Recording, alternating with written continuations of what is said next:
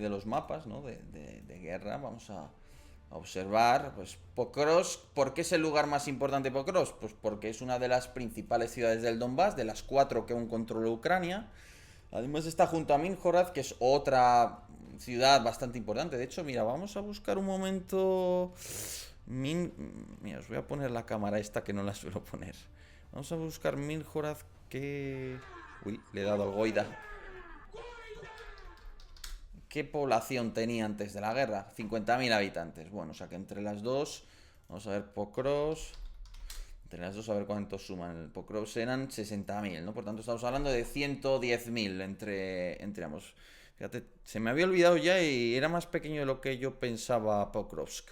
Bueno, el caso es que estas dos ciudades suman unos 110.000 habitantes, básicamente. Entonces son, bueno, un conjunto importante. Luego está Kostiantinivka, que está aquí, bueno, Drusivka y tal, pero sobre todo Slaviansk y Kramatorsk. Estas dos urbes suman más de 300.000 habitantes entre las dos. Entonces este es el núcleo más importante. Este núcleo, bueno, pues podéis verlo desde 2022.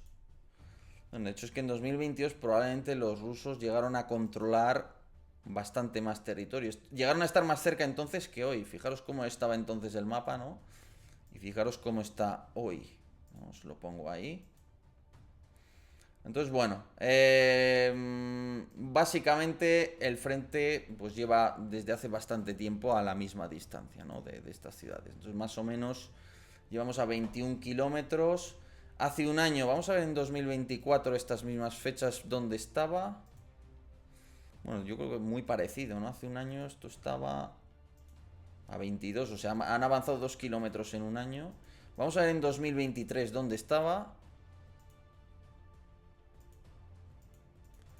Ahí está, vale.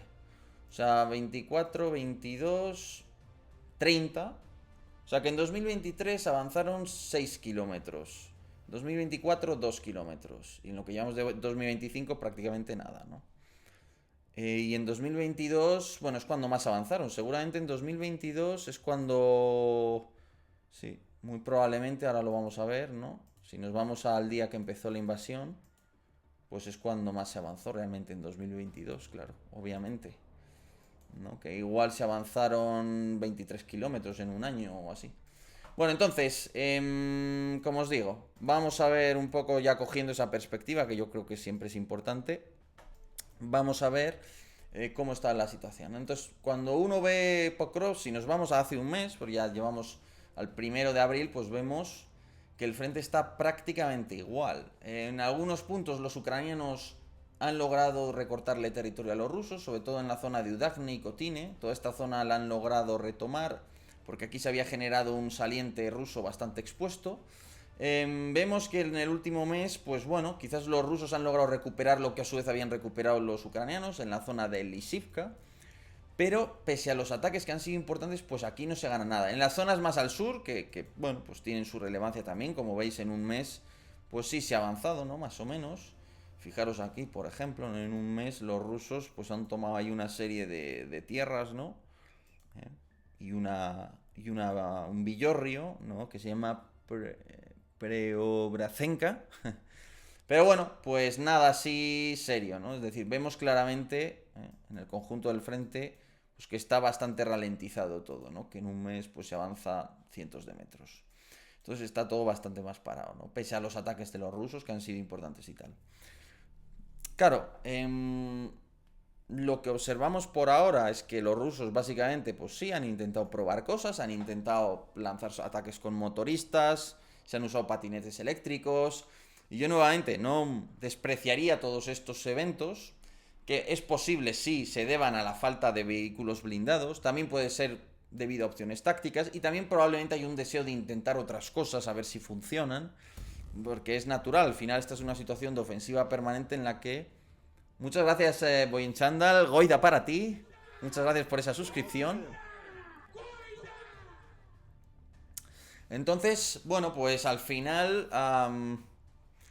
Vale, Jalondrio dice, Yago, ¿en qué quedamos? ¿Es una guerra de maniobras o de desgaste? Porque si es de desgaste, como dices, hablar de un estancamiento del frente es contradictorio. No, ¿qué dices? No es contradictorio. A ver, la guerra de maniobras duró hasta el fin de la contraofensiva ucraniana en octubre de 2023. Empezó siendo una guerra de maniobras por parte de Rusia. Esa guerra de maniobras concluyó el primer mes de la guerra. A continuación hubo una fase de estancamiento. Empezamos con una guerra ya de transición de maniobra a posiciones durante la ofensiva rusa del Donbass de 2022. Después se reinició la guerra de maniobras con las ofensivas ucranianas sobre Gerson y Kharkov, que les permitieron reclamar grandes cantidades de territorio, y luego la ofensiva de continuación de Liman. Después, en la ofensiva ucraniana de 2023, se intentó hacer otra vez guerra de maniobras. Entonces, yo hasta entonces considero que fue más bien una guerra de maniobras, aunque ya tuvo fases de guerra de posiciones, pero fundamentalmente fue una guerra de maniobras. Después, en el momento en que fracasa la ofensiva ucraniana, que buscaba ganar muchísimo territorio, yo creo que ya podemos dar por completamente finalizada esa fase. Ya se demuestra que no hay manera de lanzar asaltos mecanizados masivos que permitan obtener grandes objetivos. Y a partir de ahí ya sí pasamos a una guerra de posiciones y una guerra de desgaste. Militarmente, muchas gracias, Joe. Muchas gracias por esas suscripciones a Nirnarez y a Gordon Murphy, por supuesto. Goida para vosotros. Os invito a aportar pues, vuestras opiniones, ¿no? Por supuesto, a este respecto. Entonces, la guerra de posiciones, y desde el punto de vista económico o de la economía de fuerzas, la guerra de desgaste, que suelen estar ligadas, aunque no necesariamente, pues van a durar prácticamente hasta el día de hoy. Con algunas fases puntuales y batallas puntuales que vuelven a ser de maniobra. Por ejemplo, la ofensiva de Kursk de los ucranianos es una ofensiva de maniobras. Lo que pasa que en un contexto general de guerra de desgaste y guerra de posiciones. La ofensiva rusa en Kharkov, sobre el norte de la ciudad, fue una ofensiva de maniobras. Lo que pasa que fue una escala muy pequeña y queda claro que fue un ataque de diversión de los rusos. ¿Dónde más?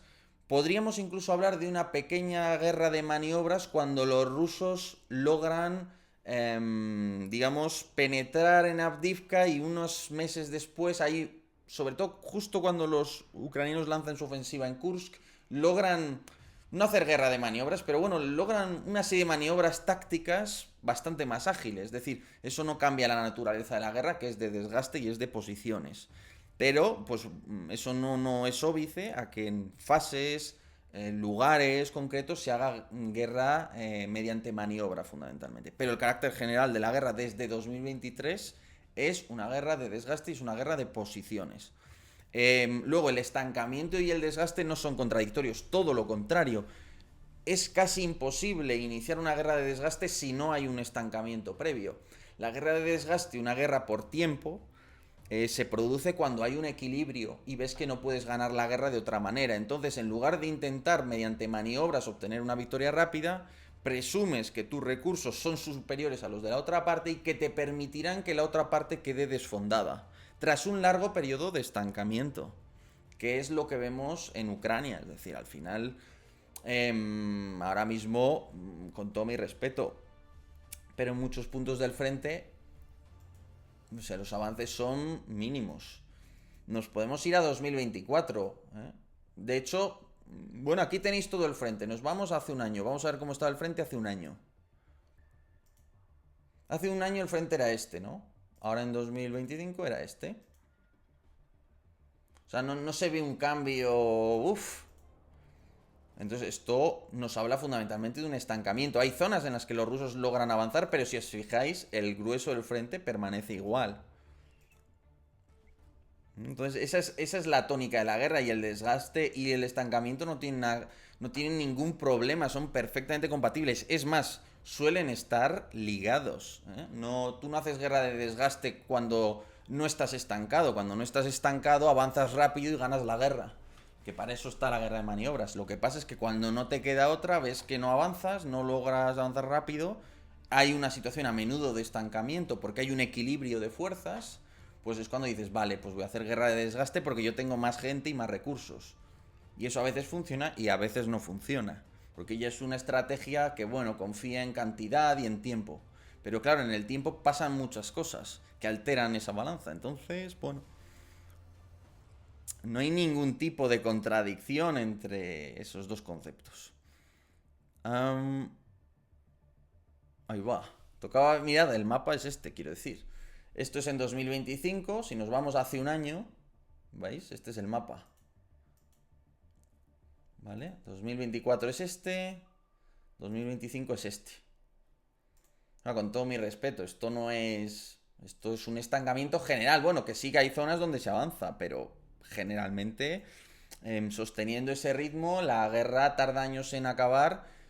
Solo, o sea, solo para tomar el Donbass necesitarías pues otros 2 años de guerra, 2027. La guerra de este tipo que más ha durado es la guerra Irán-Irak y son 10 años.